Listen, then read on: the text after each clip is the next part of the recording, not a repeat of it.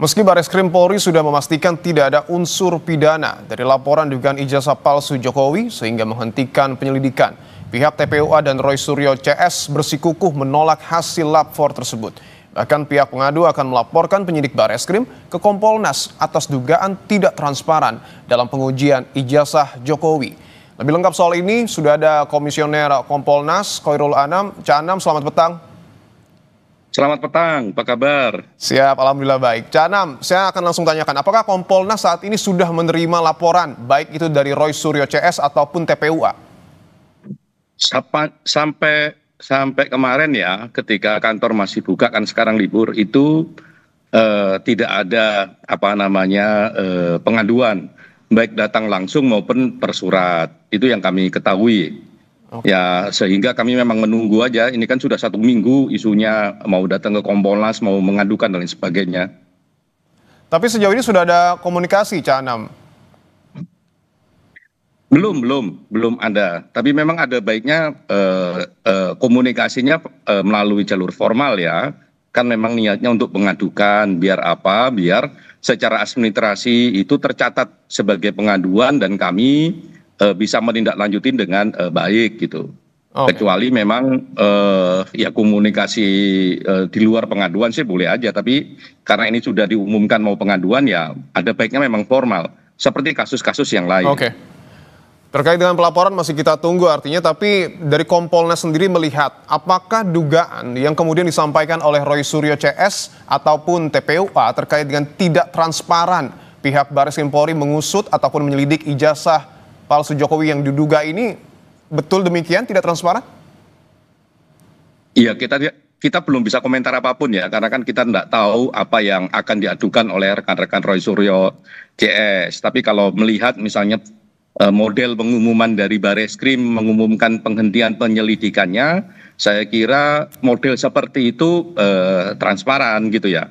Makanya orang bisa men-challenge substansi proses dan sebagainya, tapi model pengumuman itu lumayan transparan gitu loh.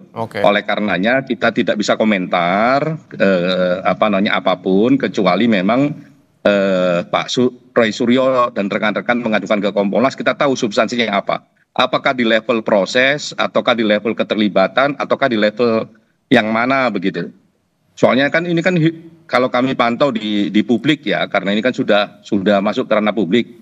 Banyak isu yang beredar, misalnya ini nggak sesuai KUHAP lah, yang nggak sesuai KUHAP itu apanya? Apakah prakteknya atau misalnya terkait landasan hukumnya? Kalau landasan hukumnya saya kira memang di KUHAP tidak diatur, tapi ada putusan Mahkamah Konstitusi. Ya, ada juga peraturan kepolisian soal manajemen penanganan tindak pidana. Saya kira itu sudah diakui, misalnya begitu. Nah, kita tidak tahu persis mana yang jadi problem, soal transparansi kah, soal prosesnya kah, atau soal yang lain, misalnya begitu. Kami tidak mau mendahului kecuali memang datang menjelaskan pada kami. Lah yang penting begini, karena ini adalah hak semua warga negara ya sama perlakuannya dengan hak warga negara yang lain. Kita tidak peduli siapa yang melaporkannya dan siapa yang dilaporkannya, itu yang pertama. Yang kedua, untuk mempercepat proses saya kira penting untuk melengkapi administrasinya, ya, identitasnya, dan yang paling penting itu substansi dasarnya apa dan bukti-bukti menunjang substansi dasar itu apa, sehingga juga prosesnya bisa cepat. Ketika penyelidikan sudah dapat dikatakan sesuai dengan SOP, apakah pengaduan Roy Suryo CS ini masih bisa dilanjutkan oleh Kompolnas? Kompolnas adalah mekanisme pengawasan ya, didesain untuk pengawasan. Bisa, karena memang untuk melihat apakah memang ada pelanggaran prosedur ataukah tidak dan sebagainya. Nah, kalau ada pelanggaran prosedur ya kita bisa bilang untuk memproses lagi gitu. Misalnya gelar perkara khusus dan sebagainya. Nah, itu memungkinkan kami merekomendasikan itu. Nah, tapi kan kita belum tahu apa yang diadukan, apa problemnya dan sebagainya. Nah, makanya kami sih berharap ya, karena ini sudah menjadi perhatian publik, ketika nanti seandainya jadi melaporkan ke Kompolnas, mohon dokumen-dokumen penunjang argumentasi dan sebagainya bisa segera didapat sehingga prosesnya bisa cepat.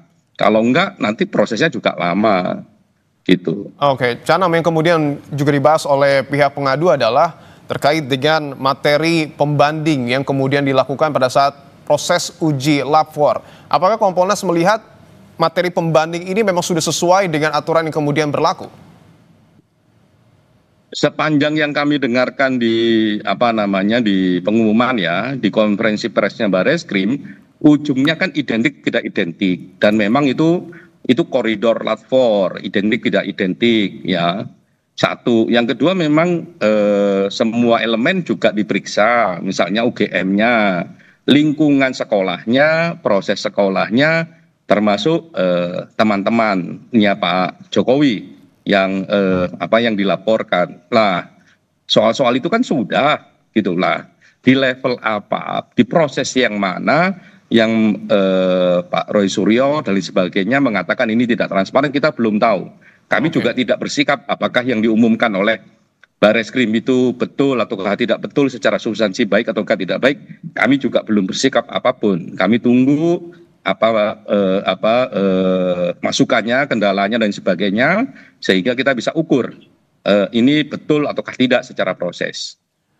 Oke, kasus ini mendapat perhatian besar publik, Canam, sampai-sampai lembaga survei indikator membuat survei soal ijazah Jokowi. Apa yang kemudian akan dilakukan Kompolnas dalam hal ini bila perkara ini nanti dibuka kembali agar proses penyelidikannya bisa proporsional? Yang pasti sih kita akan mencoba ya satu mekanisme yang akuntabel dengan prinsip-prinsip kerja yang objektif gitu ya. Objektif itu kan salah satu yang paling penting adalah ya siapapun yang mendapatkan fakta tersebut ya akan melihat dengan cara yang sama, dengan instrumen yang sama. Nah, akuntabilitas juga begitu, mulai dari proses dan sebagainya juga bisa diukur ya. Nah, yang paling sederhana memang sesuai dengan aturan, itu yang paling sederhana. Tapi kan kadang-kadang aturan itu hanya baseline saja, prinsip-prinsip saja.